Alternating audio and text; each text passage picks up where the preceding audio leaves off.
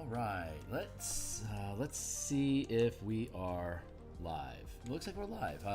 Pressing some buttons here to do some social media posting. We're gonna do some Bob Ross style artwork today. So give me a second here to check in, make sure everything is good. It sounds like everything is good. So let me grab that. I'm gonna do some quick social media posts, and then we'll get to work for a couple hours. So. Social post, social post, social post, and final social post.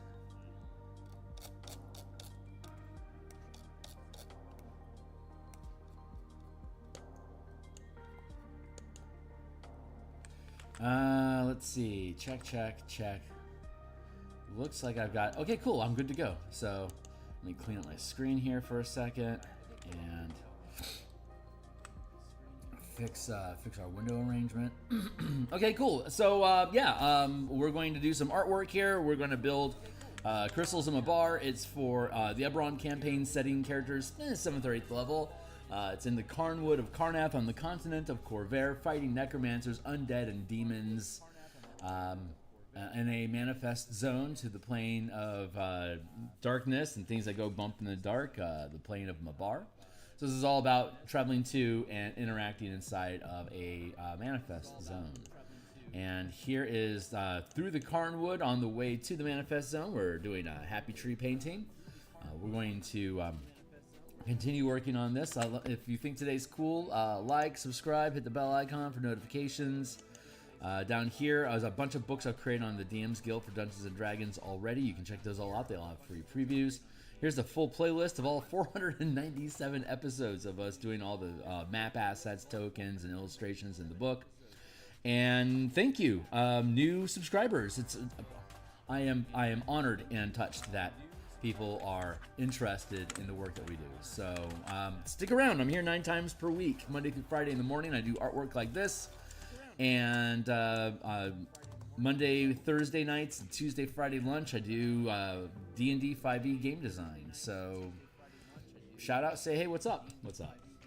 All right, so let's see. We were working on this is our composition here, and you can see that we are slowly filling in all the details. When we ended session yesterday, building a rock.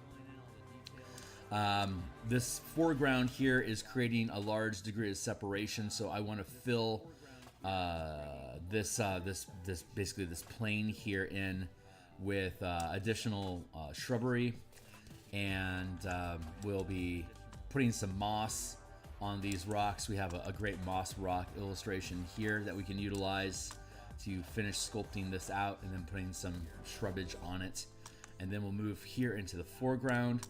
We still have, I didn't want to drop a tree here in the middle, like dead middle of the composition, because I like being able to see back through the different layers. The mountains have pretty much been eaten by the forest. Excuse me. So I might do some pushing on that sense. We'll see how the end. All these are separated elements, so I can push them around individually as I please. But so we'll work on the mid ground here, the moss, and then we're going to drop in the next knoll here. We do a knoll, we do some trees with it. We do a knoll, we do some trees with it. A knoll with some trees, knoll with some trees. So slowly but surely, the density of the forest increases, and then here in the foreground, this will clip the camera. Breaking off the ground, and then you can see here this will end up being a very thick trunk here. So we are in the process of working on these stones. I'm going to do this real quick. Hold on. I'm just going to drop in just a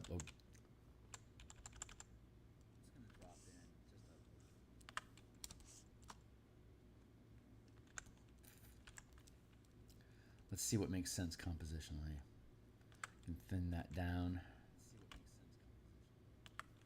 I don't want it too thin because I actually want to show moss and stuff on here because it's being infected with energies of a bar, and that's going to cause it to have some necrosis on its trunk. But that feels excessive. I'm going to thin that just a smidge.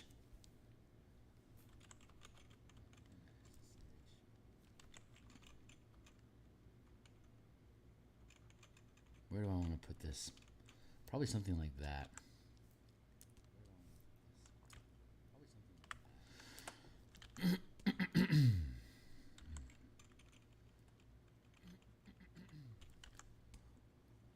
Bold move to have something thick like this in the foreground, but it's what the composition needs. That's not. It's the narrative that I want. I don't necessarily know if it's the composition that I need. I really like that rock formation back here. I like showing that. I don't know if I want to clip that or not.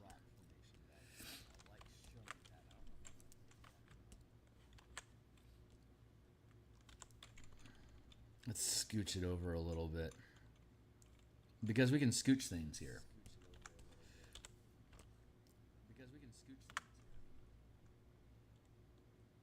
That feels better. That feels best.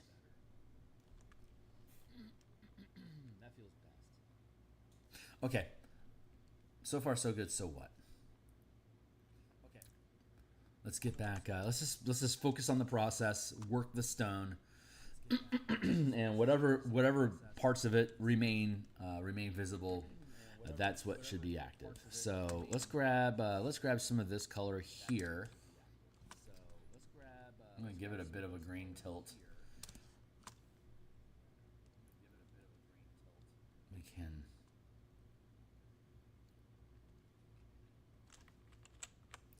drop this into the background here. So let's grab, I don't know. Let's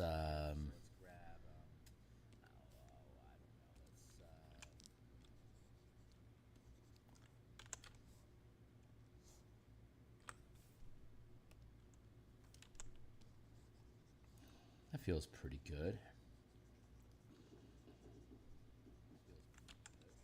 I don't want to block. I like this little path that's dancing through here. I don't want to kill that, but I also don't want to protect it, you know? So I'm just going to take this. I'm going to take this darker color and just work this into the canvas. This is how we always start our little ridges and knolls. So drop this in here like this. I hope everyone's having a really good day. It's Wednesday here in Seattle. It is... What is it, like 6:30 in the morning. I typically work till close. I have a day job, and I gotta bounce out of here at 8 o'clock to go do my real job.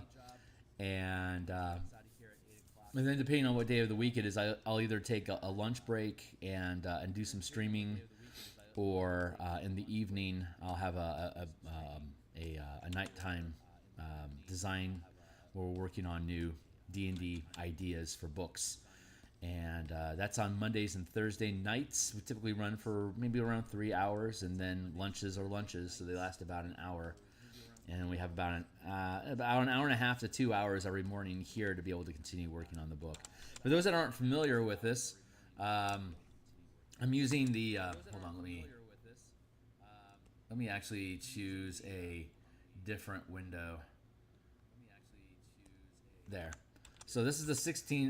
This is a 16 by 9 format, and we don't have. Let me add our frame in. We still have a placeholder of a frame, but this is how the 16 by 9 format looks. If you make your screen, if you have a full screen going with this, you can see. Here you go. It fits the window. It's 17 inches wide, 10 inches tall, which is close enough to 16 by 9. But each column is 5.5 inches wide with a 1/4 inch frame in between, and 1/4 inch 15. Yeah, so 5 1/4 inches wide, 1/2 inch, 1/2 inch, 1/2 inch, 1/2 inches gaps. So each column here is, like, if you're on a phone, like, obviously horizontally you're looking at the 16 by 9 format like this. This is a 12-point font, so it's a pretty good size font. But if you turn your phone vertically, and it won't work right now, obviously, but if you turn your phone vertically, each of these columns is also a 16:9 ratio. So I don't see color, so I can't print in color because I can't reliably verify if the, like, if I were to print this out, I wouldn't know if the colors were right on this or not. It's just grayscale to me. So, but in a digital format, I know the colors are right because what I see is what you get, and then I have the RGB slider up here in the corner that tells me what color my brush is currently using. So as long as I have an idea of what the RGB means, and I like the contrast, then I can assure that it's going to look the way that I want it to on a monitor. So I only I only do digital work in PDFs. But that also means that I don't have to worry about conforming to a specific page size to match a printer's demands for their printing press. I can do whatever size format that I want. And in my world, you use a tablet behind your monitor, behind the DM screen. You just use a tablet. So you can just drop this onto the tablet, and with a 12-point body font, that's really big. So this book is really, really easy to read. So usability is the primary concern. The way the whole adventure is structured, it's concise. What's on the page is what's talked about on the page. The illustrations, the maps, the text. It's all about whatever is in this particular experience. And for the most part, each instance that your characters are experiencing is inside one column. So you can literally move from column to column to column through the adventure, as long as you're on, like, in the right room. Like, this column will talk about this room. This column talks about this room. These two columns talk about this room. Map on one side and half a column, and then the other column is like maybe a random table of stuff or whatever. But it's all concise and it's all self-contained information. So it's where you need it to be when you're looking at it, and it's digestible. So that's the premise. So this is one of the pages in the adventure, and here's another that we still need to do some treatment to, but you can see how that 3 format effect sits there. And then here's another map that we've done. This is an overnight camping scene. Like, when your characters take a long rest in the karrnwood, you can use this map that's been provided for you. And here we have spots we haven't made the maps for these, but these need to be pinewood maps. So we're making new tokens for the maps here. And I'm working on the tokens in the evening off screen, but I suspect on Thursday I'll have time to share some of that with you. And now we're here on the last page. There's only 5 pages about the karrnwood specifically, 4 encounters, and information about the mercenaries that you can encounter in the karrnwood while your characters explore it. And that's enough for that section. And then once you move through the karrnwood, you get into the manifest zone, and then the manifest zone has multiple dungeon environments and random encounters and optional encounters all throughout it as well. So we're just moving through the document, and when I finish these pine tree tokens, I'll be able to assemble some quick, easy scenes, some forest scenes as combat interaction maps, lining with some optional or random encounters that can be had while you're in the karrnwood. And then we'll just keep moving through the document. After this, we'll do the art and placement of map assets in the manifest zone. And then there's 3 dungeons in the manifest zone. Well, ruins, actually. There's 3 different ruin locations. And we have maps for each of the ruins, and we'll take those maps, we'll break them up into the individual regions. And that will pretty much, most of the, like, between this illustration here and the appendix, there's probably a good 40-page stretch where, for the most part, the only illustrations are going to be maps and tokens, because we did all of the map and token work with the understanding that we would be using them as our spot art in the book, as we are currently doing. So that takes off a lot of the workload on how many illustrations do I actually need for the book. It's been taking me, obviously, a long time to build this thing as a solo project, but it's coming along. All that to say, this thing's coming along. I'm really happy with where it's at. I was talking about the other day that I've been on this journey for so long. I'm so far down the rabbit hole that I can't see light at. Well, I'm so far into the tunnel I can't see light at either end. But I always get to this point somewhere in a project where I'm like at the halfway point. I'm probably over halfway point at this now, and just diving through. It's a morale test to be able to lift and sustain a project of this size for such a long period of time. It's a lot of endurance. So we used a base background color with one. Oh, by the way, anyone that is a digital painter, I posted on my Patreon the ABR brush set file that I'm using. So all these brushes that you're seeing, they're free for you to use. I just ask that you follow me on Patreon, and you don't have to be a paying member or anything, but it's up there as an appreciation thing. So all of these brushes that I'm using are in that brush set that's on my Patreon, and it's the same brush set I use for basically all of my Bob Ross style paintings like this. So as a freelance illustrator, I was getting pretty good at character art and weapons and equipment and spell effects and monsters. I was getting pretty good at that, but the environments that I was putting them in was starting to lag behind. When you're into a visual art, or oops, I made a cardinal mistake. I gotta get rid of all this and do that again, because I forgot to add a separate layer. I wanted to do the highlights on a separate layer so I can do erase, smudge, and fade effects.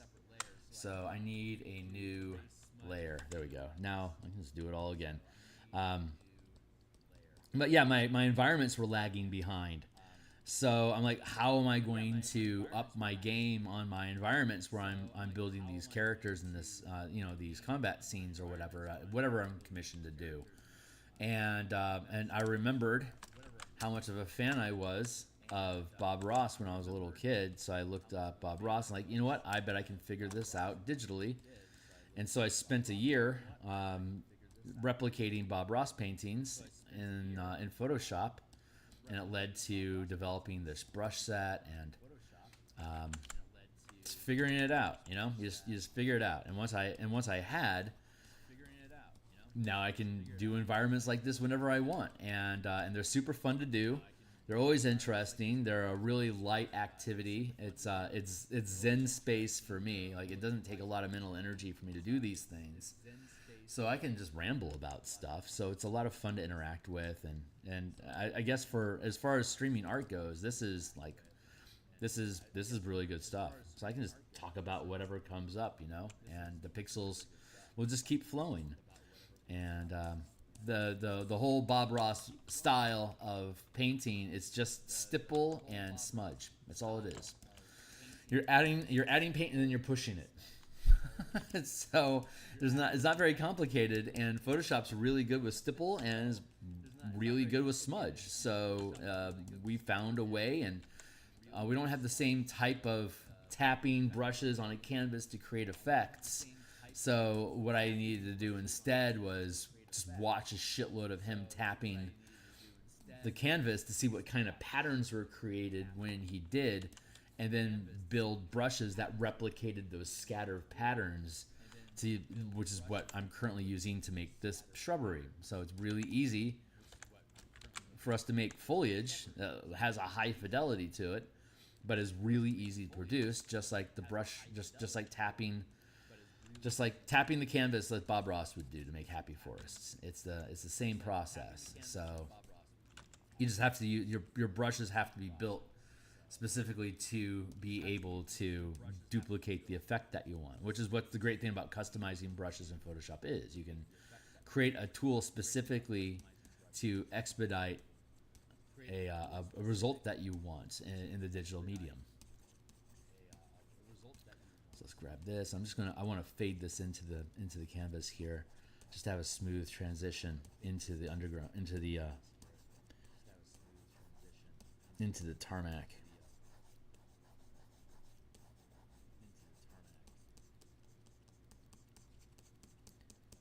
I'm just using these little ridges It's pretty natural in forest to have like little bumps and ridges and stuff like that. A lot of times it comes from roots or rock that's been grown over.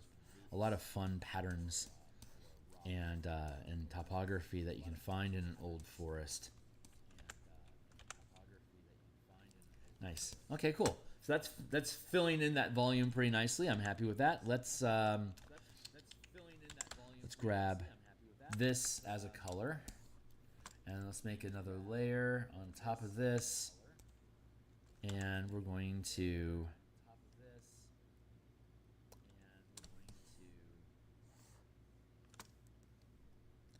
let's grab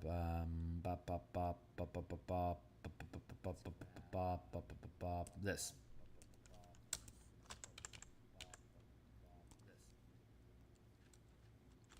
That's not a sharp enough highlight. You could be brighter. I don't want it to be too bright in the background. There needs to be a decent. I don't want to have too harsh of a transition.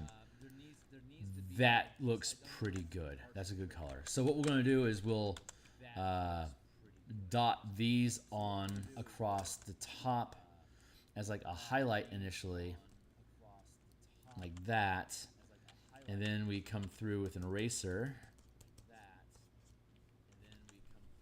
Let's actually crank that up to 100%. Just erase at the highlights here to destroy the shape of it. Basically, we're just trying to disintegrate with a random scatter pattern. We're erasing a scatter eraser on top of a scatter paintbrush, and it's a different pattern, so it creates more of an identity for itself that way. Here, let's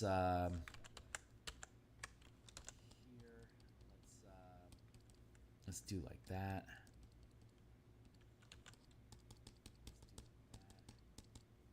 And we'll lighten the load here with our scatter eraser effect. I'm using separate layers, so I keep adding layers so I can erase stuff in front of the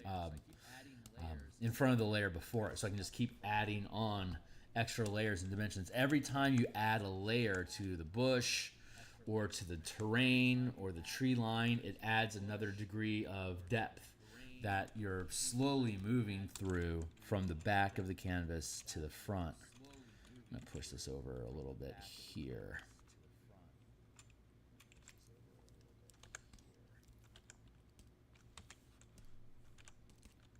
So I just keep stacking on layers as we go, and it just builds up over time into an environment. And your eye will do a lot of the work for you. Once it sees a pattern and it accepts it as an object, like a bush or a tree or a rock or whatever, your eye will start shorthanding the textures used to create that effect, and it just kind of fills in like assumed details for you. The eye's got a lot of work to do. It's going to lazy stuff if it can. If it can shorthand something, it's going to do that. I'm going to take this here.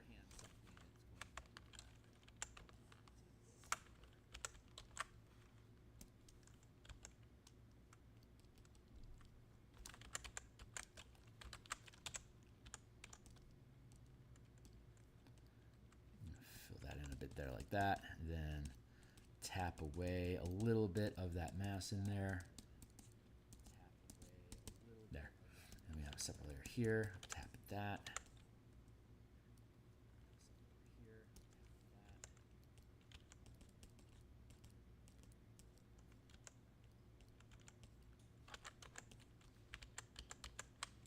And then zoom in. Boop, boop, boop. Whoa, whoa, whoa. Whoa, whoa. Where'd that color come in from? There we go. Not even close to base.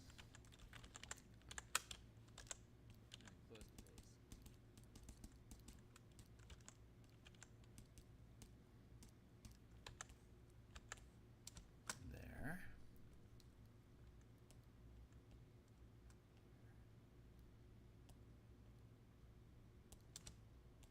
here. Zoom in. I'm just going to smudge the base of this in a little bit more.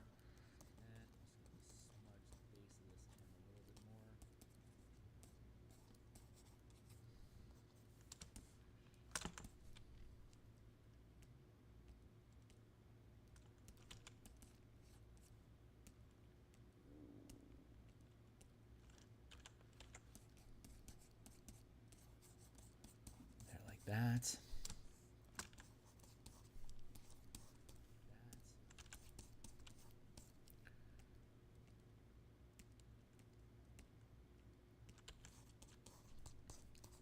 That a little bit, and now we're going to highlight layer, highlight layer, highlight layer.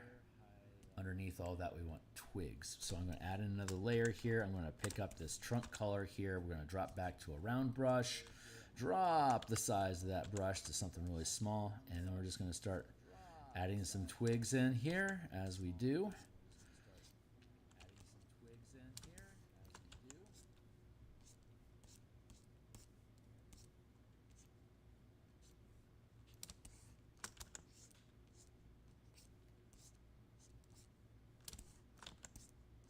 Anything too complicated right now. It's just some little twigs that are poking through. Something for your eye to see, not necessarily focus on. But again, it's we're talking about just rooting things into what feels like reality. So we're just doing this stick figure caricature of twigs and branches and stuff inside the shrubbery, and then we're going to erase away at some of it so that it feels more grounded.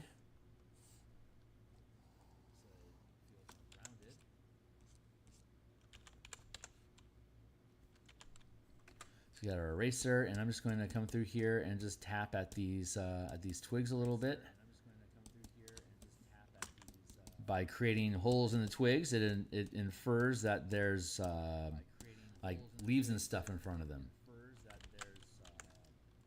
You can see it breaks up like that. See, that line isn't on top anymore. It's just broken through, so that pushes it back into the canvas. Very simple, basic little techniques. So you can't do this the same way on normal oil canvas, because you can't erase oil once it gets onto the canvas. It's there, and it is now yours to deal with. But Photoshop lets us use the eraser as one of our tools in the in actually painting.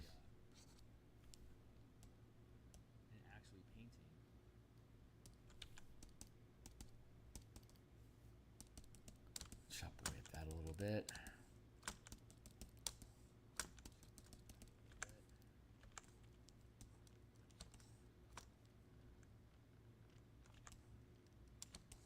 Good. I think I'm good with that. Beep pop. And now I can push the whole thing around if I want a little bit. Put it into a position where it feels best. That feels best. I like that. I could add in some more mass back here, but I want to add. We're gonna end up putting some fog through here to increase the mystique of the composition. So I'm happy with that. That was one of our goals for today, was to get that grassy knoll completed. Now we're back here to this stone. I'm gonna drop the opacity on that because that rock was just too intense. So we need to back down those highlights so it doesn't pop off the page as much. That feels a lot more relaxed. See, it's not sharp. The only little sharp light is along the ground here, which is going to be fog, and then these flower tips. That's so we don't want to have anything that pops too hard. Like, we have a lot of contrast up here between the trees and the sky. That's good, but as we drop down in elevation, we're getting further and further away from the light.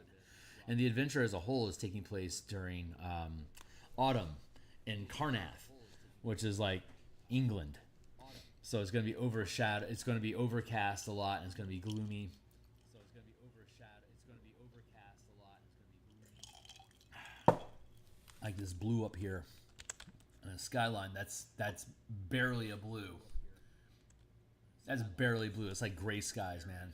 There's a little bit of blue coming through, but it is a very gray sky, which is perfect because of the autumn season. It's not getting strong light during the adventure.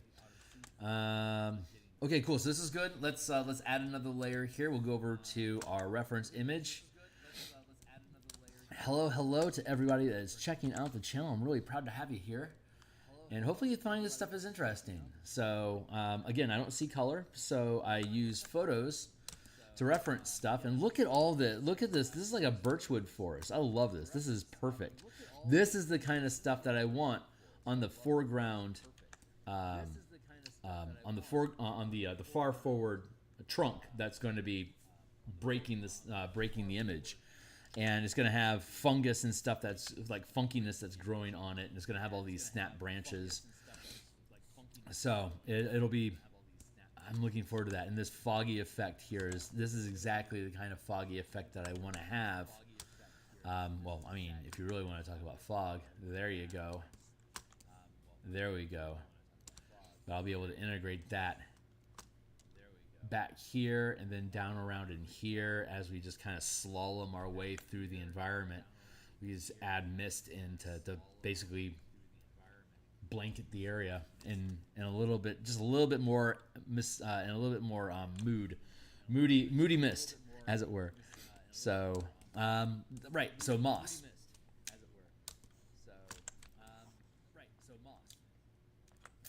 That's not bad, and that's not bad. Let's see about adding that texture in. What texture brush do we want to use for that moss?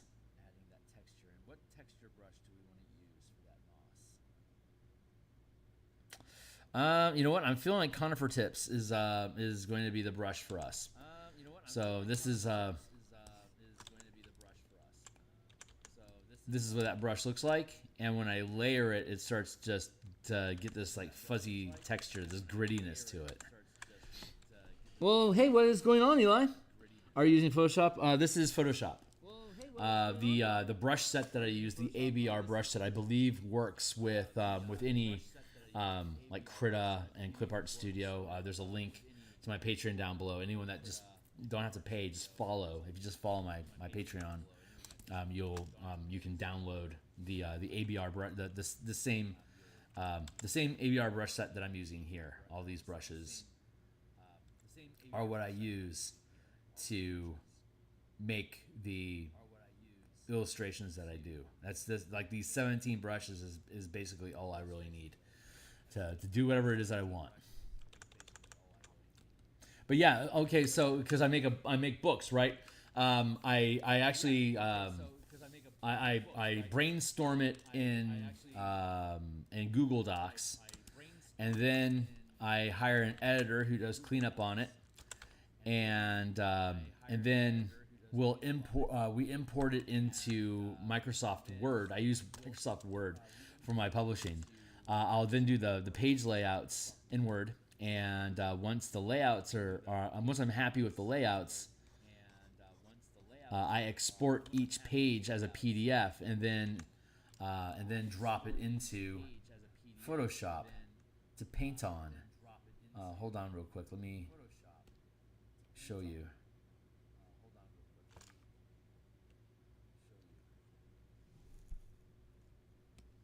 There. So here it is. Here's the text of the page without the illustration. So the whole left column is empty, so I need to occupy it with some sort of visual element. And I've already got a bunch of maps. Having another map was boring, so it's like, well, I need to build a composition. We're in the karrnwood. Let's do a Bob Ross painting of the forest. That was just very perfect.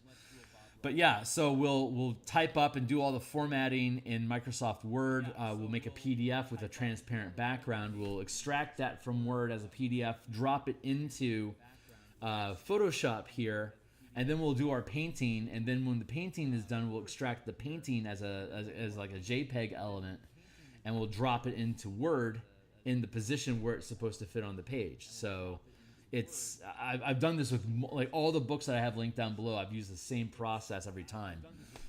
I use Word because it's free, because I have MS Word, because I have MS Office. I use a PC. I already have access to the program. I didn't see anyone doing anything with another page layout program that was doing more than what I was already capable of doing with the tools that I have. So it's cheap and easy. Well, it's cheap if you have it. So I mean, it's easy. So you don't have to pick up anything else. And with the subscription that I have to Photoshop, I wasn't really anxious to like grab InDesign or Affinity or any other graphics, any other page layout program. Plus Microsoft Word is relatable to a lot of people. Many people have access to the Microsoft Studio. So using that as my primary tool, especially because I stream the production of these things, that makes the idea of building your own PDFs very approachable. Like, you have these tools, here's how you can use them to make good-looking stuff, you know?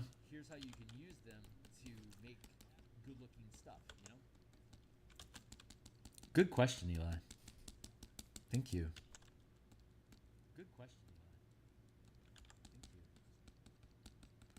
See, I'm dusting the rock with this color that we're using for our moss, and then I'm using a 100% erasing tool with a scatter pattern, and that's how we create the hole and the choppiness and the mossedness of it, I guess, for lack of a better word. There. But yeah, I paint like this 5 days a week in the mornings, and then we do game design on Monday nights, Thursday nights, Tuesday and Friday lunches.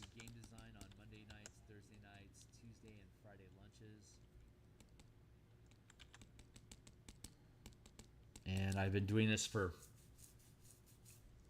4 years? 3 years? Something like that. Streaming like this, it's obviously I'm not I don't do a lot of like formal videos of like me sitting down with a specific topic of conversation, like as a pre-scripted produced video that I then publish, and I don't do a lot of those at all. Most of my time is spent on live streaming like this because I can talk and do art at the same time, kind of like bubblegum and chewing, you know. It's I've been painting, doing basically freelance work. Like I'm effectively my own freelance illustrator, and I am my own art director because I illustrate my own books now. But I've been a freelancer since 1999, and I've seen a lot of evolution in the market over the years, and it's really caused me to adapt my own ideas about what I was going to be doing with my art, and how I can. But what I would say is the most interesting is how lonely art is. It is such a solo activity, and that can be like when you're working on a project. Like I've literally been working on this for over a year, and I mean I work on other things too, but basically on the daily grind. Like I've been grinding on this pretty much daily for a year. And so these things aren't fast and easy. And if I was doing this in a studio all alone, without any interaction with people, for years at a time, there's no way I'd be willing to do this. It's the internet, being able to stream like this is allowing me to share a skill set that, you know, it's a useful skill set, and people keep wanting to paint and draw and stuff. So like sharing how I do things, especially with the visual limitations that I have, it's like this is probably worthwhile content. And that I've been painting for so long, it's just like when I was growing up, I would talk to people in class or like after school and stuff, hanging out with friends. I always had a sketch pad with me, and it just became common for me to talk to people while I'm doing artwork. And I quickly was able to separate the physical effort that I'm putting into the illustration from the ideas that I'm thinking about while I'm having a conversation with somebody. So that put me in a position where as you get older, you aren't hanging out around with friends nearly as much. And so it becomes more and more lonely. And I found being able to stream like this prevented me from being isolated for years at a time while I'm making things, to pop out of my rock for a moment, to say another book's done, and then to go back into hiding for another 6 months while I do another book. Like that crushing level of loneliness would kill me. So being able to stream like this really saved me from myself, really. Like I would not be willing, if I had to do this in isolation, I don't think I'd do projects like this. It's only because I can interact with people that I'm motivated to log in every day. But that also helps just keep moving the ball down the field, because I want to log in every day and interact with folks that show up and show my progress and talk smack about whatever smack needs to be talked about. It's fun. So this is just the act of streaming art while I'm making it is becoming its own entertainment hobby for me. It's really fun. And doing a super long form like this, I think there's an illusion with people like artists that have a like a process video, and they speed it up 20 times so that they can finish the painting by the time their 20-minute conversation is over. And so you're not really getting the idea of like what effort actually goes into making these things, because the time is so dilated.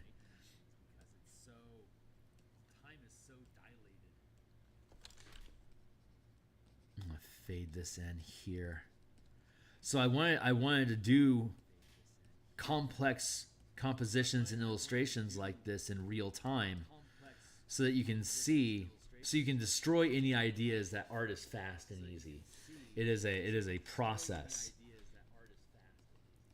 And you'll see me, make mistakes and fuck up and have to backtrack, or decide I hate the composition that I'm working on and scrap it and start something new. And it's just part of the process, But that doesn't I don't think that gets shared nearly as much in the community. It's especially if you're a new artist, it feels you have this false impression about how quick it is to do really complicated pieces, because you're always watching them at 20 times speed on these paint-along videos or whatever. Like long form production is really important to be able to build up your endurance, because you have to be able to be willing to just push pixels for hundreds and thousands of hours to get the results that you want. Because you can't, unless you just feed it into AI and say, I don't know what you're going to make, but make it. And you don't have the skill set, so you have to accept whatever the AI artist comes up with. And you can't compromise with it. It's like, that's not what I wanted. AI doesn't care. It's like, okay, well, put in a new order. It doesn't cost you anything it doesn't really cost you much money to do AI, but you don't have any control over it either. So that's its own cost, the lack of control.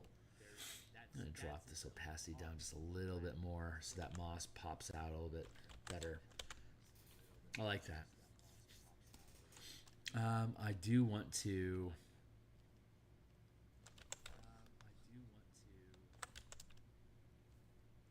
Let's grab our mountain chisel.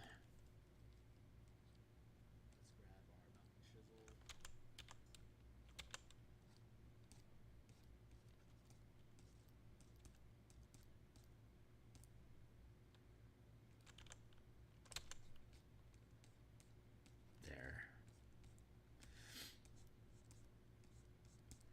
I didn't like that little...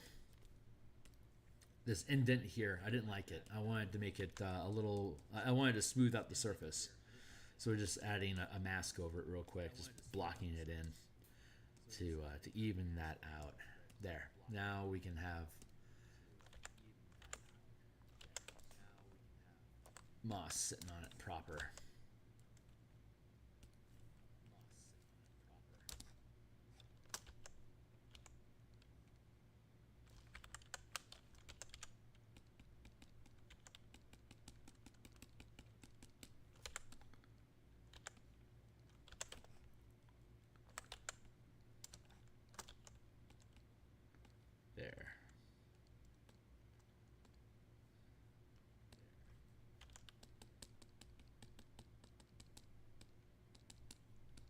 Breaking up the texture just a little bit. Feed it in here, just filling those gaps a little bit. The erasing is almost as the erasing adds texture. So the paintbrush is adding the paint to the screen, and then the eraser is taking away from it, leaving a texture behind.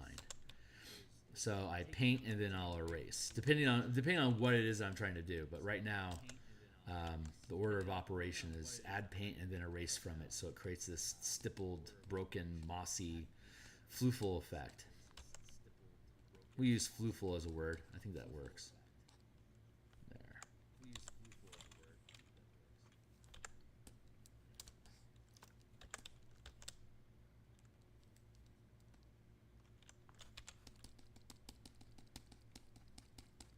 I'm going to use a lighter eraser here to get a fade going. So curves around the surface. Into the shadow, we'll have a fade.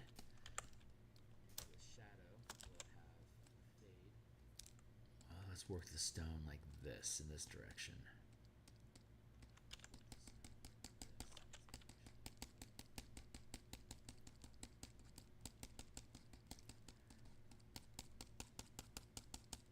Like that.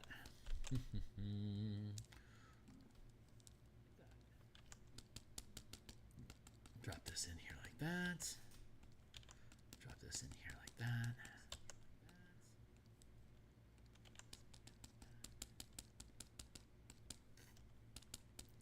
Creates those little veins and streams.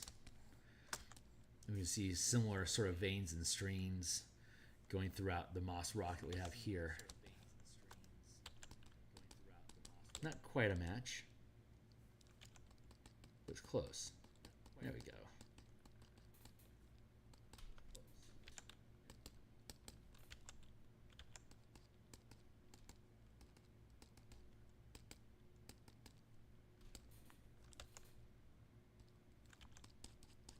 So erase that and fade that in.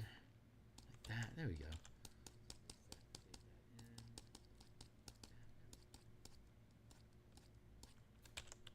So yeah, you think this stuff is cool? Like I said, I'm here Monday through Friday doing artwork like this every morning. You're welcome to like and subscribe and check in to see where any particular pieces that we're working on. And if you have any questions, you're like Eli, you're most welcome to drop a question into chat, either about painting or Dungeons and Dragons or role-playing games in general. I certainly have opinions. Where's my music? My music has stopped. I use Epidemic. Where's my music? My music has stopped. I use Epidemic.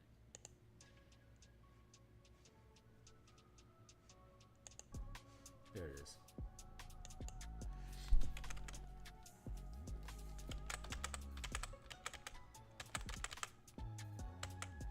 There.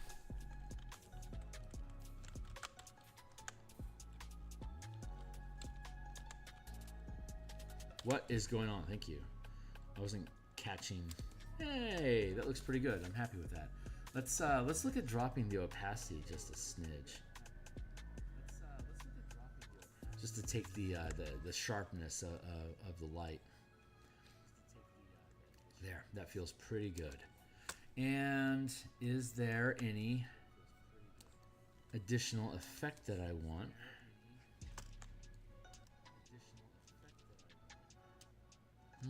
You know what? Honestly, just leaving it mossy like that, I think I'm okay with that. But I do see on this knoll back here, I do want to come through with a grass texture to build up the base a little bit.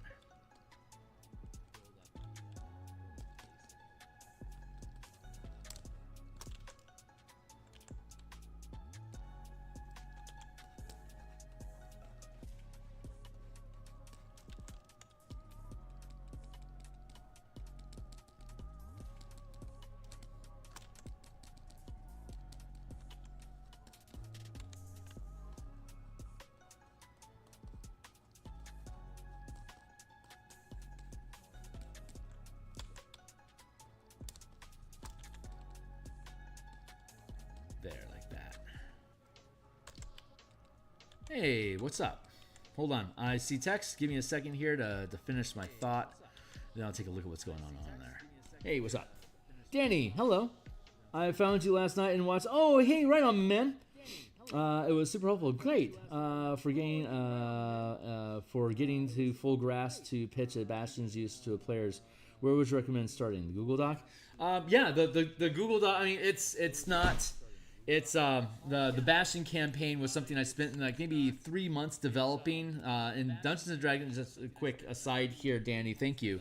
For those that don't know, one of the supplements for Dungeons and Dragons that I've been developing here on stream is called Bastion Campaign. In 2024 Dungeon Master's Guide, they published rules for what they call a bastion, which is like a hideout or a base of operations for your characters. And I'm going to do a new layer here, and give me another second here. Let's grab, yeah, that's a good color. Grab that. And so the way that it's presented in the DMG, it's very simple in design, but I like procedural generated adventures. I like randomness, being a large factor as to what happens in your campaign. So I rebuilt the Bastion mechanics to have your team operating a facility or a guild or a pub or something, and then having random events tied to tasks that you're attempting to perform through the like maybe you want to produce poison, so you need to develop a greenhouse and a laboratory and a workshop for you to be able to brew and develop poisons for your character, right? So the way that's presented in the DMG, it would be, okay, every turn you get X amount of doses of poison, and that'd basically be the gist of it. But that doesn't add a lot of depth. So instead, we created a procedural system with an ability check mechanic that converts your Bastion into like a pseudo character that has its own ability scores as like proficiency checks to be able to accomplish tasks. And so when you issue an order like let's make some poison, you'll do an ability check, and if you succeed, then you'll be able to make the poison, no biggie. But if you fail the check, a complication occurs that requires you to deal with a problem that crops up while you're trying to get that poison made, and that becomes an adventure that your characters can embark upon. And when you complete the adventure, the issues with the poison will be resolved. Like you'll then be able to produce the poison as expected, and it's been an adventure, so you're gaining experience points, and you're potentially progressing a plot or opening up a new path of adventure that is going to riff off of whatever. Like maybe you needed to get, maybe you needed to catch a drider, and steal poison from a drider. You know, that becomes your quest. Well, now we need to hunt down a drider. Where can we find a drider? Well, now you can issue an order to your guild, to your bastion, to get you information about any known activity of driders in the region that you can get to. And if you can find them, then you, depending on the result of your role, you can ask and have so many questions answered about this drider. Where are they at?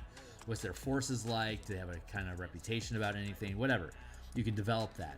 And this is all procedurally generated as ability checks, which is in the document. And yeah, if you go back to the Bastion campaign video in the description down below, there's a live Google Doc, and it doesn't have all the connective tissue in place yet, like all the words that you would speak together to make, you know, like an actual document.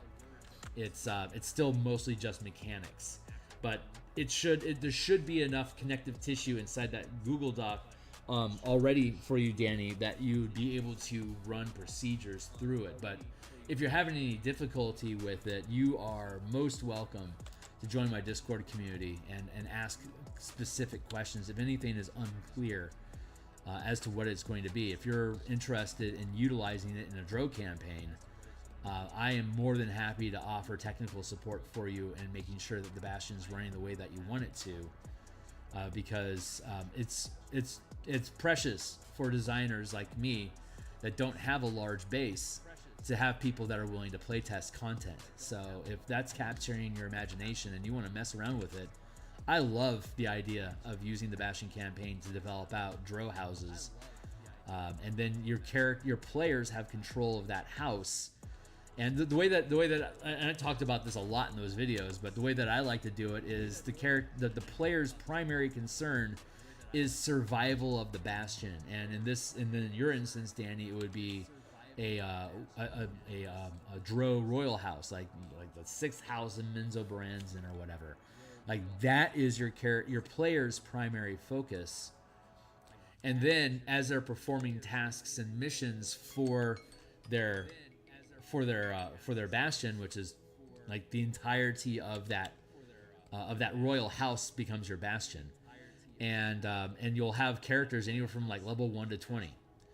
And depending on what the task is that's challenging the Bastion at the time, you can queue up different characters to execute specific orders. Like, I need you to go steal this magic item from a rival wizard's workshop.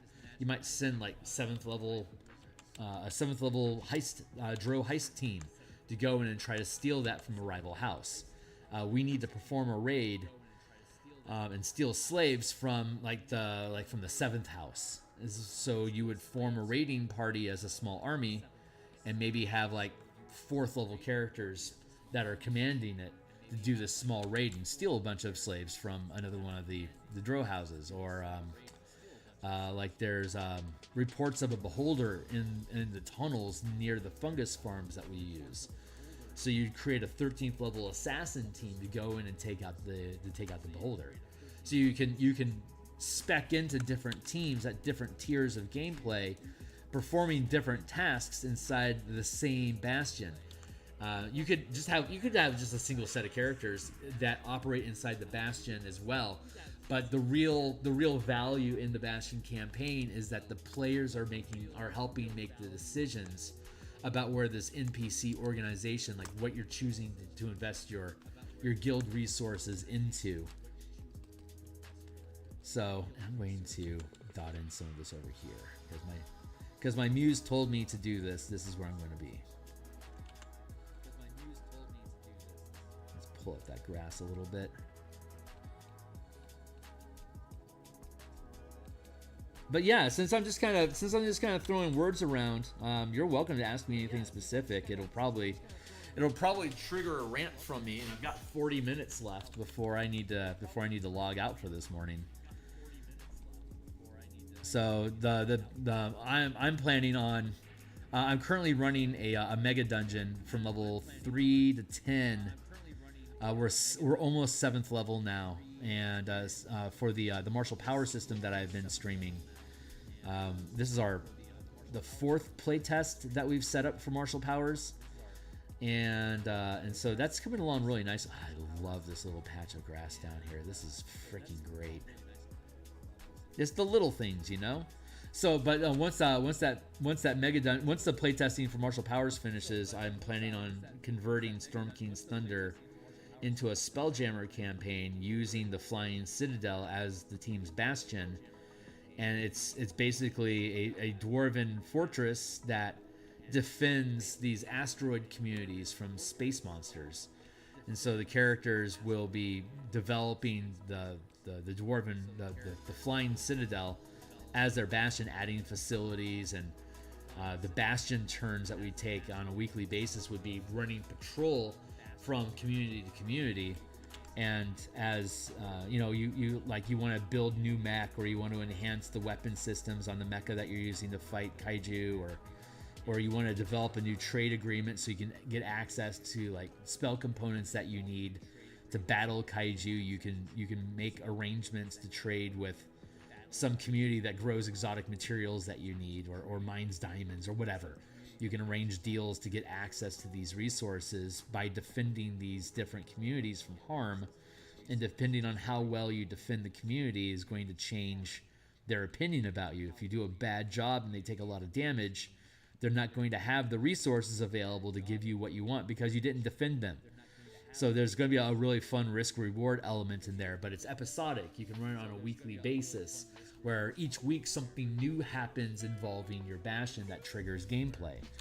And then everything resolves inside that episode. And an adventure may take like 4 or 5 sessions, but at the end of it, that's your week of activity. You return to base, you update the activities and the things that you're trying to advance, and you find out what the new complication is for the following session, put down new orders, and then go about resolving any complications that arise as a result of those orders that you issued.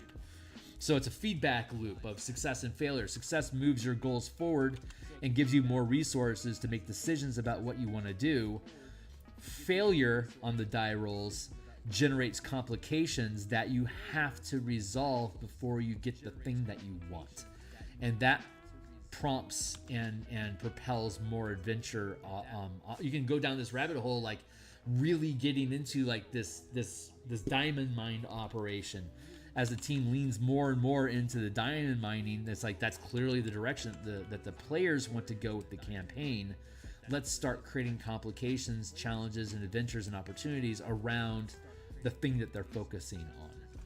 Hey, what's up? I knew where I wanted to take the campaign, but the Bastion campaign doc provided a lot of structure and takes a lot of stress out of where I want to take my game. Excellent. Yeah, it's designed to be a procedurally generated system that you accumulate resources in your Bastion to invest into facilities and modifying die rolls. The lifestyle mechanic is a big component because it helps hand wave all of the math involving, like with accounting and like how do you feed 6,000 drow that are in your house. Well, depending on what kind of a lifestyle you want to maintain, you have to have a certain die roll, and when you fail the die roll, it erodes the quality of lifestyle and morale gets worse. So it's a very, like, it takes all the accounting out of running a business in the D&D game by just simply making it a wealth ability check. Depending on the result is the level of lifestyle from wretched to aristocratic, and when you can build up build up the lifestyle that you have, and that can make it easier to recruit specialists because we're a well-funded, wealthy organization. All of this can be yours if you join our organization. But if you roll shitty on a die roll and your lifestyle degrades, your Bastion is operating at a loss right now, and everyone has to tighten their bootstraps a little bit while we get through the tough times, and that can be damaging to morale, and you can have like infighting, or people can steal things from you so you can lose resources, or a facility could be sabotaged by rival assassins that are like, because you have sieges and sabotage. Sieges is when you take troops and go physically attack a location, and sabotage is when you disable resources and facilities. And that sabotage can be done like with a bomb, or it can be done with by spreading rumors. You can sabotage somebody's reputation in an industry by basically running an anti-PR campaign to smear their name. And the result of that is the same. You lose resources, but the narrative is different. So there's a lot of different ways that you can bend it around depending on what you're trying to achieve, and depending on what rank your guild, what rank of 1 to 5, what rank your Bastion is going to pretty much determine like how many people are in your guild, or your house, or your Bastion in general. There. See, we just added in a little bit of ground scrub here, and it just adds a bunch of character to it. So I'm pretty happy with that. I'm pretty happy with my mossy rock. I am courting the idea. Hold on real quick.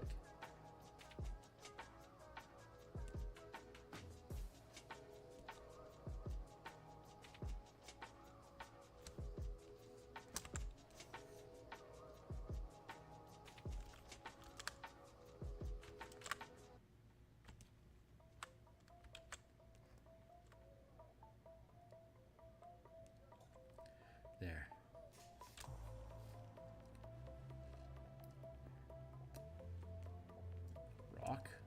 see. Let's explore the idea of some sort of shrubbery growing out of this, on or out of this rock.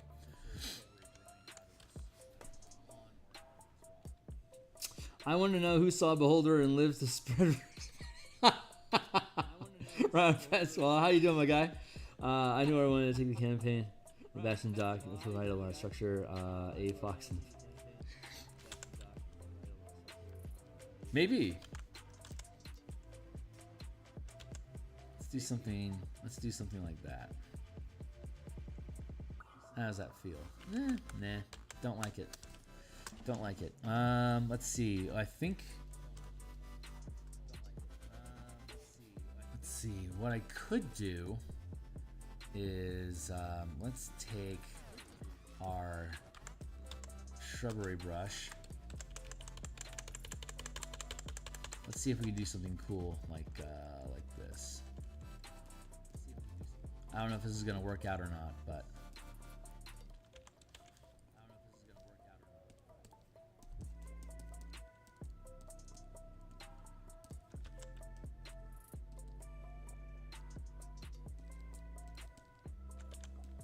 So how you been, man?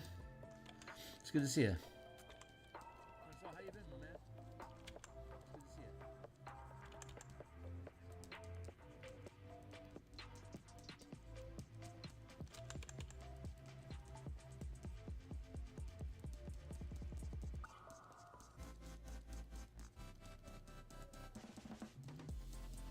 Yeah, beholders are bad news. I'll give you that. Out of the way, thank you.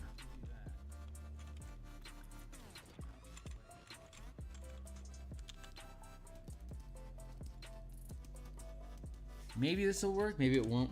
What's up? A ghoul crossing the someone. We'll see. Definitely want to add the fog first, and then yeah, maybe having hints of creatures skulking in the gloom. We'll see how the composition ends up at, but that's a fair idea, my guy. That is a fair plan.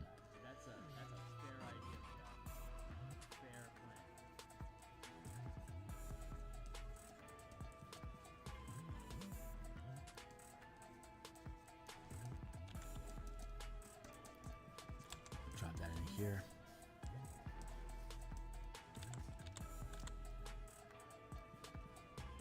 Once this is done, the Bastion campaign is the next product that we're going to start building out and publishing.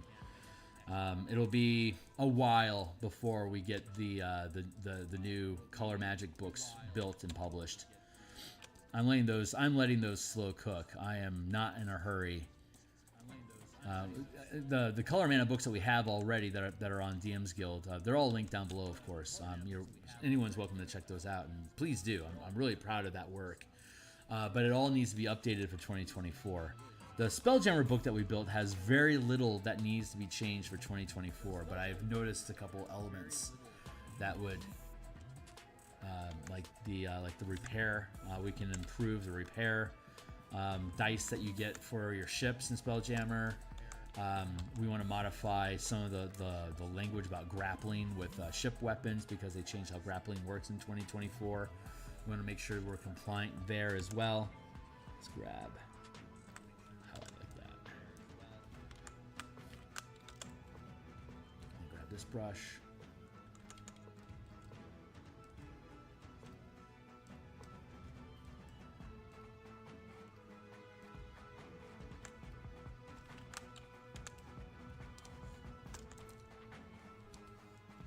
Not bad.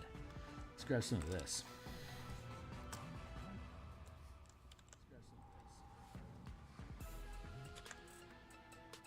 No, it's the image file, Photoshop and OBS Studio that I stream through. They are not 100% friends.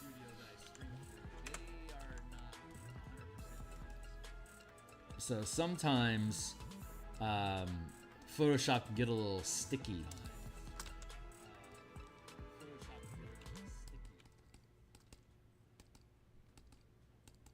Like sometimes it won't acknowledge that. Like when I'm offline and my graphics processor isn't chewing through both the intense art program as well as streaming it.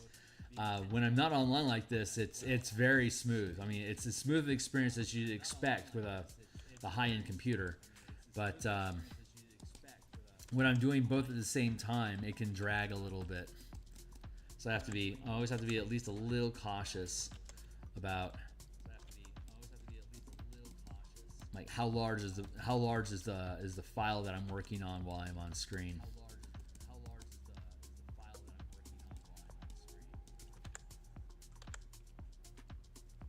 So I'm trying to hit. See, the way that I zoom is I hit the zoom tool, and then I drag it back and forth. So as I drag it across the screen, it changes the size of the image. But if I do it too quickly, Photoshop doesn't acknowledge that I've changed tools, and instead it just smears ink across the page, which you've probably seen me do a number of times now.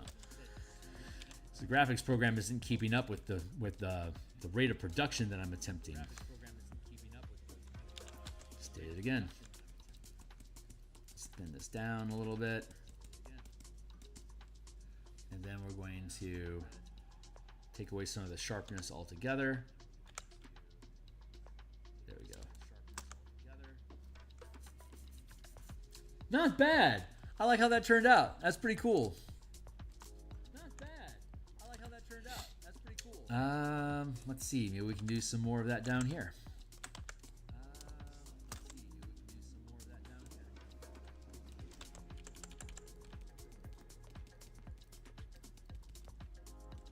Oh, this feels fun. Yeah, let's do this. This will be a really nice way to push that shrubbery that we just built, to push it back into the canvas a little bit further. I like that. Let's trim up the edges a little bit. Get it grounded in here. Text, what's up? Hey, Danny. Hey, thanks. Brazil, Burundi, Philippines, Hawaii. Well, hey, Sosa, how you do?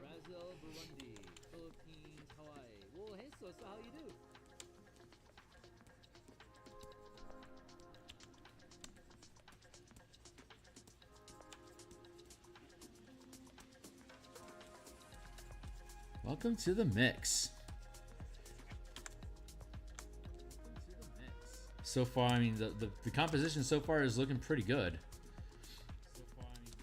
Obviously, we're painting over a lot of text here. That's intentional, because when we frame it, it's all the art is just flowing off of the page, so it doesn't have like a hard stop. So I'm paying attention to the middle of the page as my composition, but I'm letting all these elements spill off the page around it, so I have wiggle room to nudge things forward and back if I need to. Because I'm always arranging. I'm always in the process of arranging my composition, so it fits the space best and emphasizes what I think is important in the piece. And obviously, digital production allows that, while oil painting most certainly does not.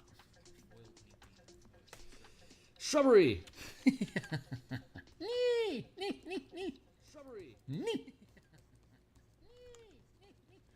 I remember watching Monty Python and Search for the Holy Grail on HBO when I was 6 years old.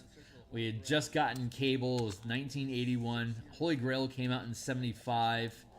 But HBO was grabbing up BBC content to basically fill time. And yeah, I watched Monty Python so many times when I was a little kid. I think that and the Dungeons and Dragons cartoon is pretty much what locked me into the fantasy genre pretty much for my whole life.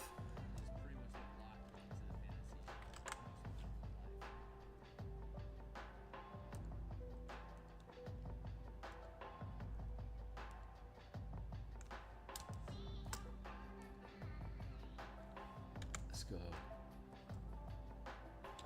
grab this real quick.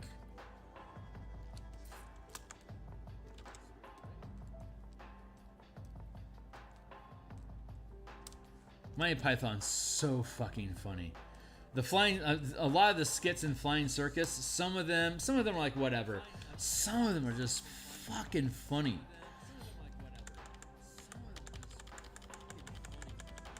I totally did that wrong. I need to be on this layer. Thank you very much.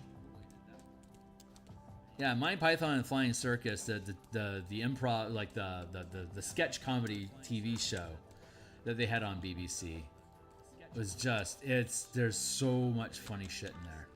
And then Life of Brian and The Meaning of Life, the other two Monty Python movies, those are just really fun, really good. Cannot recommend enough.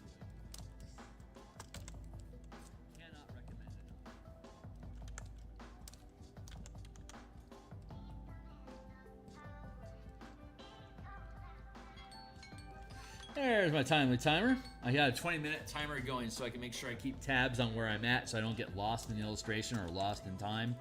Again, when I've got another 20 minutes left for the stream today, and when we're done, I'll be going into work, and I'll be back tomorrow morning to continue working on this composition, and then tomorrow night I'll be on continuing work on the Martial Power System.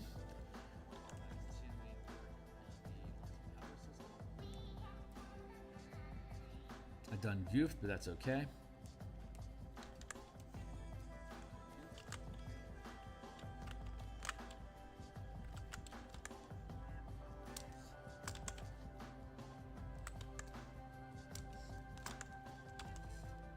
Let's do like this.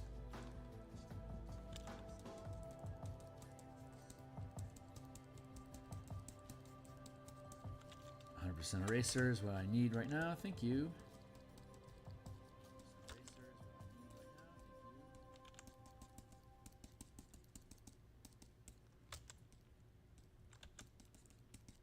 Dot these in here.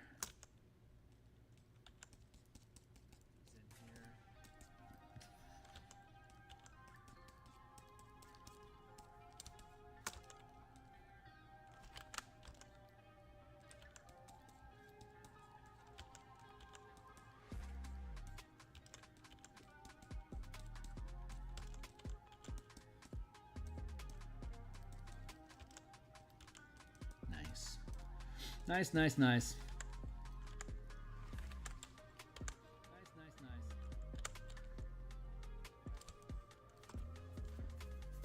Yeah, I like that. So we can stitch that shut. That takes care of our mid ground. So now we can start pushing forward again. Here's all of that. Let's look at our composition again. So I want to have some more stuff coming downhill here. And that'll take us through this pathway here, and then you can see it's going to get clipped by the foreground. So I still have a little bit of time left this morning, so let's add in our next layer. I'm going to grab color from back here. That feels good. And then let's switch back to our mountain chisel. Catch up. So fucking funny.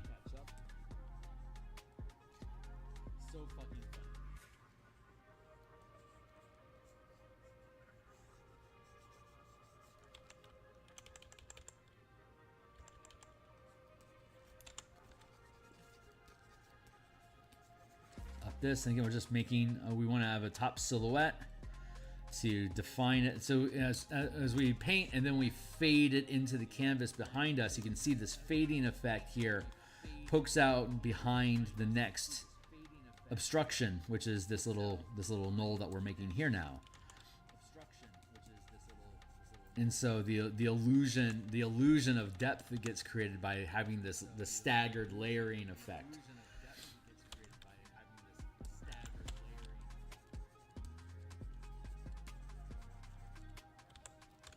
Question is, do I want to raise this up some? Yeah, I do. I'll work this into the canvas again.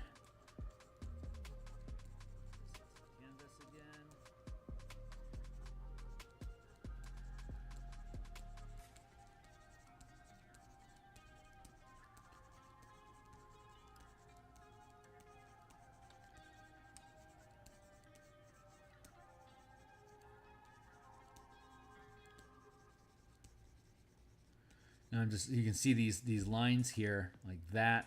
And there, I'm using these just like Bob. I'm just using these contours to guide where I push the where I push the pixels to. It is slaloming down these, sliding like a slalom. I'm trying to use the word slalom as an adverb, and it just isn't working.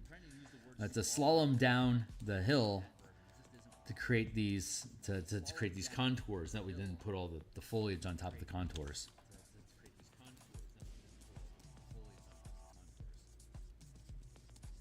What's up? Hey, Philip. First time visitor. Right on, man. Yeah, this is all I spent a year developing Bob Ross techniques in Photoshop.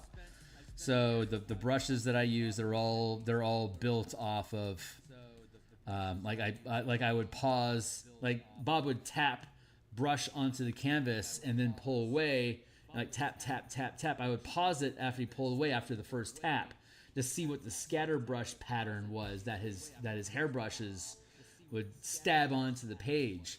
And that's where we get these interesting these different shapes that we're using for the trees. It's just all he does is stipple and smudge. So those are basically the only tools I use in Photoshop is stippling and smudging.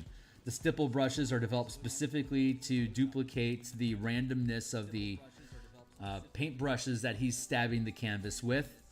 And the smudge tools that we built were built specifically to either like blend, like the cloud brushing, like his circle technique with clouds, or the palette knife of dragging. So those are the two types of smudge brushes that we have. And if you check the link down below, my 500 plus subscriber reward on Patreon is the ABR brush set. All the brushes I use to do this are in that brush set file.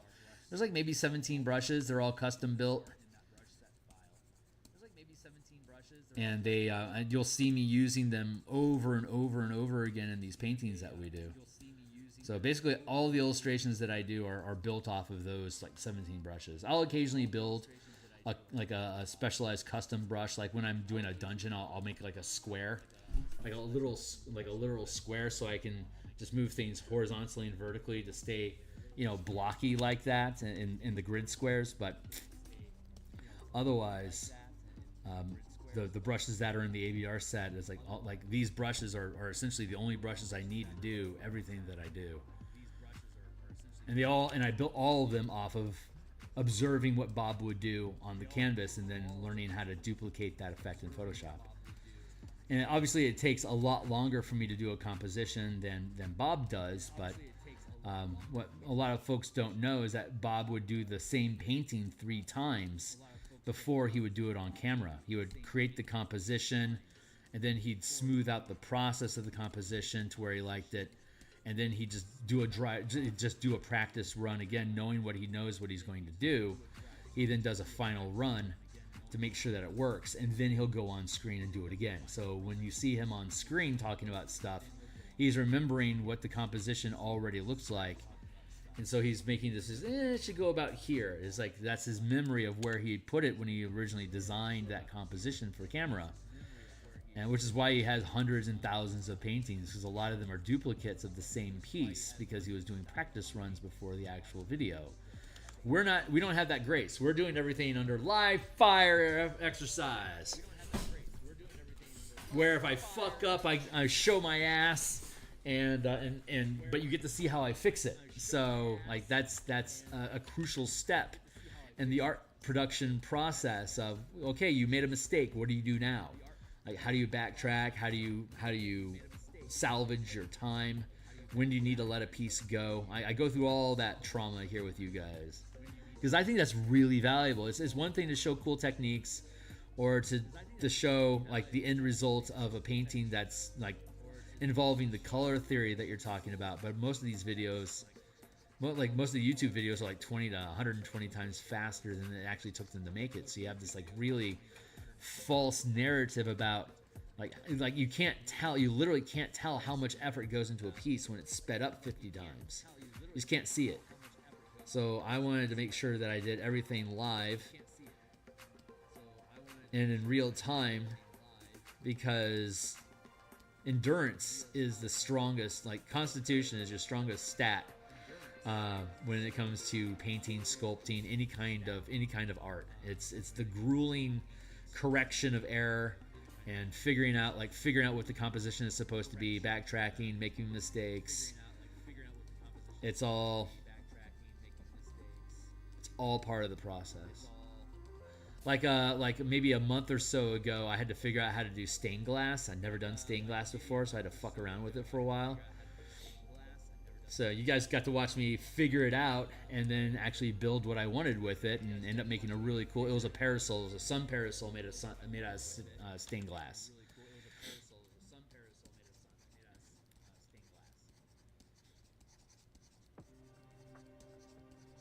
Which is really cool. I'm just whinging on these details here.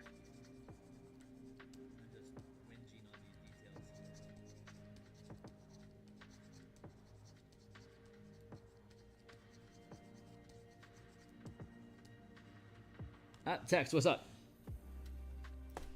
It's for an adventure called Crystals of Mabar. It's going to be publishing on the DMsGuild. It's in the Eberron campaign setting. Here's the book cover that we created. On the bookshelf, it looks like this. And if it looks like there's a face hiding in there, well, yeah, sure, there's Yugoloth in this thing, so that makes sense.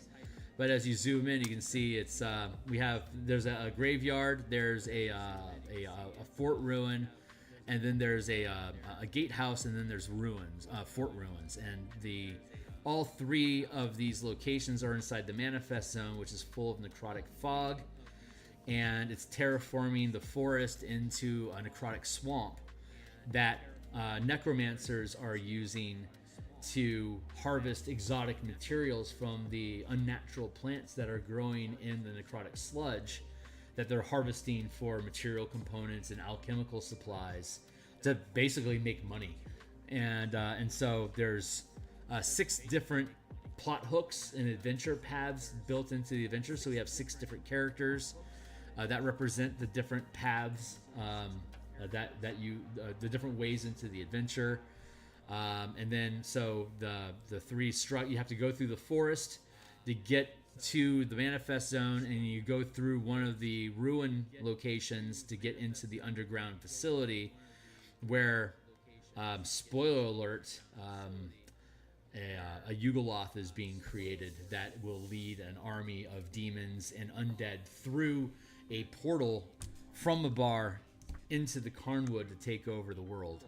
So so Crystals of Mabar is for characters level 7 and 8, and it's a 16 by 9 format as a PDF.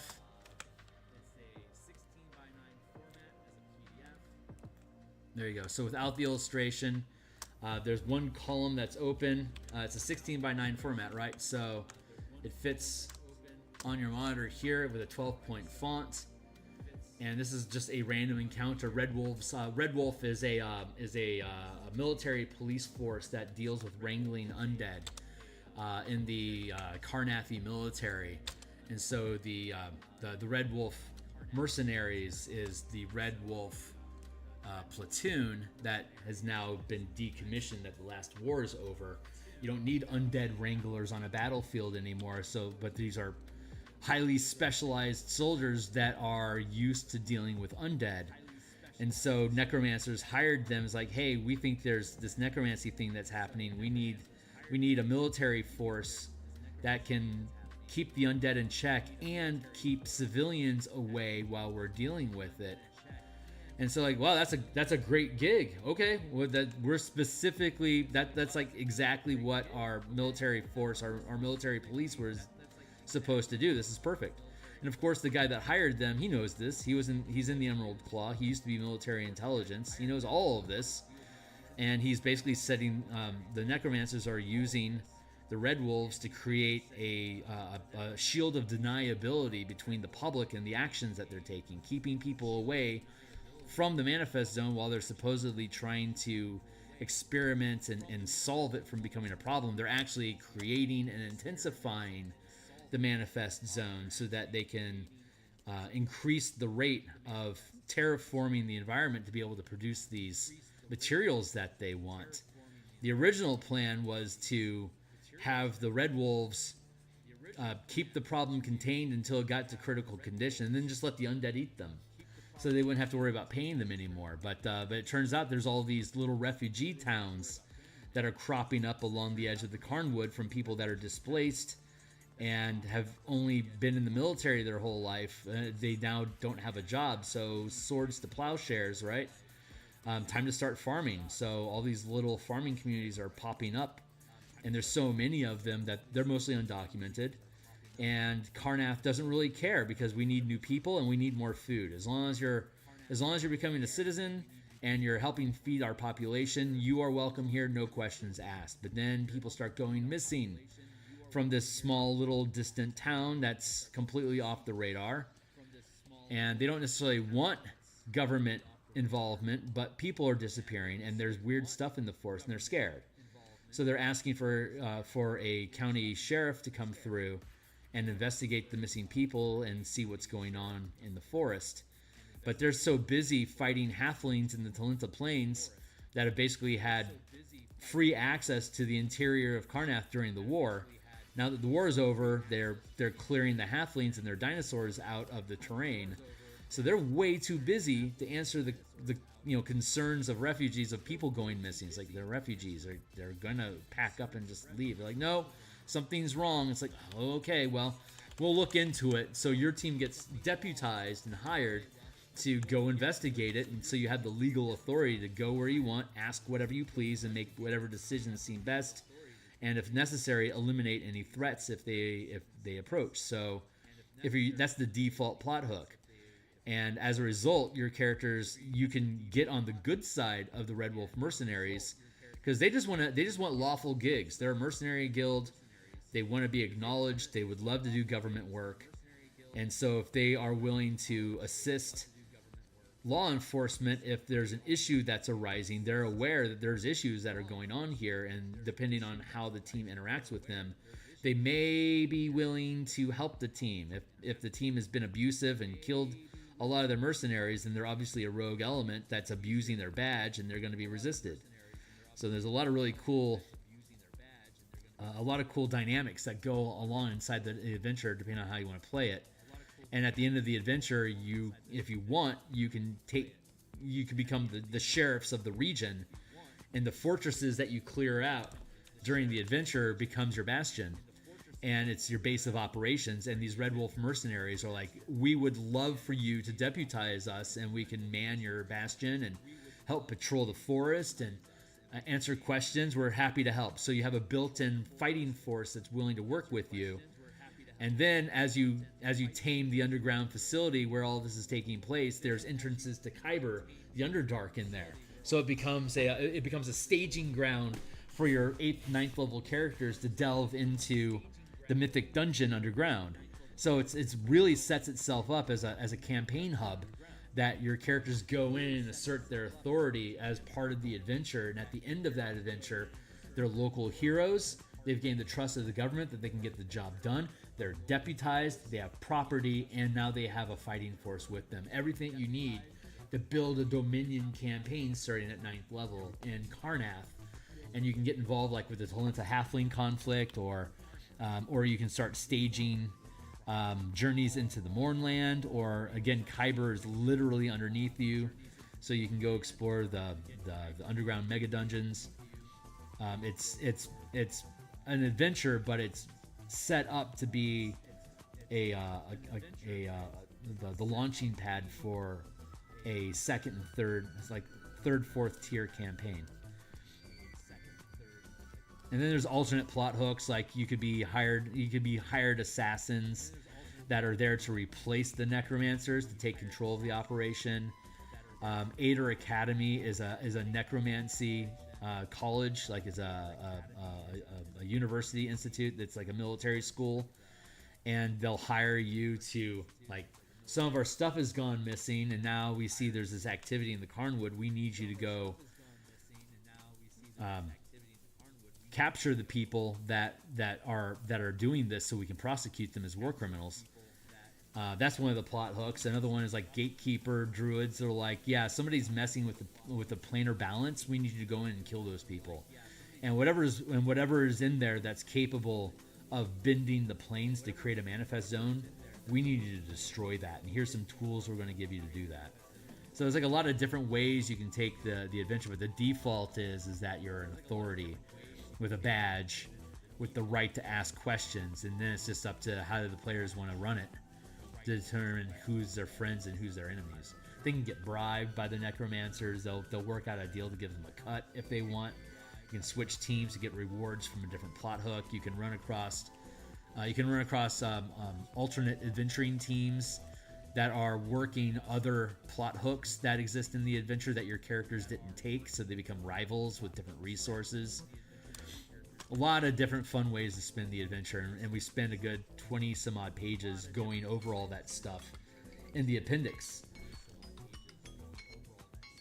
So it has the default deputized plot hook and presents the adventure, but then when you get into the appendix, it's like, if you want to be assassins instead, change this, and this in the adventure at these different points, and it'll change the flavor of the adventure for you. And it like really we really spend a lot of time just detailing all that stuff to create alternates, so that if you just read through it as just a reading book, if you just read through it, you understand what's going on. You can see all the challenges and complications and decision points that the players get to make. And then you get to see how you can modify all of that. So having read through it, you get the gist of it. And then you start looking at the variants. Like, you can change it like this. You can change it like this. Here's examples of changing it like this, blah, blah, blah. And by the time you get done with reading all of that, it's like, okay, I can take plot hook 1, 3, and 4 and add them together to have like a supernatural, like a supernatural investigation team that doesn't necessarily know specifically what's causing this, but know that there's a planar disturbance here, and kit themselves appropriately with good gear to take care of that threat as they go into it. So there's a lot of different ways you can spin it out. So yeah, we're making it an adventure, but it's more like a campaign toolkit. It's labeled as an adventure, but it's got so much, and it's got like all the map token assets are separate little tokens that you can drop into a map. So it's got all these different, like, you can build your own maps to expand the adventure, expand terrain into different optional encounters that we provide in here. Or like, you could just take the cemetery map and just run a cemetery challenge separately. We have terrain tiles for like a corn maze with undead in it. So your team can run around a corn maze if you want to, for like, a couple hours in your session if you want to fight undead in the corn mazes, do a Children of the Corn sort of thing. A lot of different optional tools and stuff to play with. Just ideas that all fold into the general narrative of what this adventure is. And I'm obviously rambling a lot because I'm sitting here whinging on these details. But we're at the end of the session. That's all I have for the day. So I knew we were winding down. I didn't want to hard commit to anything too much. We just wanted to get this in. So we have this here, and then we're going to have basically foreground shrubbery here, and then we'll be dropping in some trees into that area there. So we're getting super close to done. Tomorrow is Thursday. We're going to be back tomorrow morning to continue this. I anticipate this piece being done Friday, and then on Monday we'll start in on another page on another chapter, another section of the adventure, something completely different. It could be a combat scene, it could be a structure, it could be items, it could be characters. I don't know what we need next. So whatever we need next is what we're gonna do. We just keep moving through the document looking for things to do. And when we're running out of things to do, we publish it. So I'm expecting somewhere between September and November publishing this on DMsGuild, and then moving on to the Bastion campaign source book to make that our next published project, while we continue playtesting Martial Powers and 2024 Color Mana System. So, but that's it for now. I'm going to hit save and get out of here. Boy, I really appreciate you guys hanging out with me today. Thanks a lot. It's really cool to see new people. And yeah, Philip, I'm glad you think it's cool. And so I'm going to bounce out of here for now. I'll be back tomorrow morning, and I'll be back tomorrow night as well to do more game design. So like, subscribe, bell, check out the books down below. Join my Discord community if you want to get involved. I'll see you guys on the other side. Thanks a lot.